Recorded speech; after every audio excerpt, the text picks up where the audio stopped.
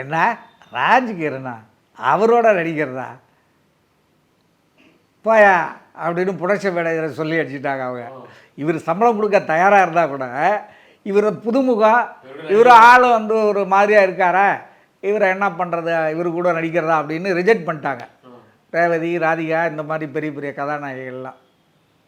அப்போ தான் நான் வந்து குமுதம் அட்டப்படத்தில் வந்து மீனாவை குழந்தையாக இருந்தவங்க கதாநாயகியாக நடிக்க போகிறாங்கன்னு போட்டிருந்தேன்.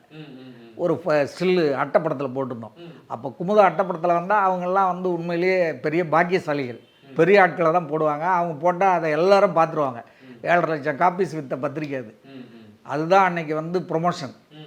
அதை பார்த்த உடனே அவங்களுக்கு நான் தான் அதை போட்டு விட்டேன். எடிட்டர்கிட்ட கொடுத்த உடனே அவர் போட்டார், நல்லா இருக்குப்பா படம் அப்படின்னு சொல்லிட்டு. அதனால் எனக்கும் மீனா அம்மாவுக்கும் ஒரு நல்ல பழக்கம். ஏன்னா அந்த ஃபோட்டோ குமுதத்தில் வந்த பிறகு தான் அந்த பொண்ணை வந்து கதாநாயகியாக நடிக்க நிறையா பேர் வந்து பார்த்து போயிட்டு இருந்தாங்க. அது அப்போ +2 படிச்சுட்டு இருந்தது வித்யோதயா ஸ்கூலில், திருமலை பிள்ளை ரோடு, டி நகரில்.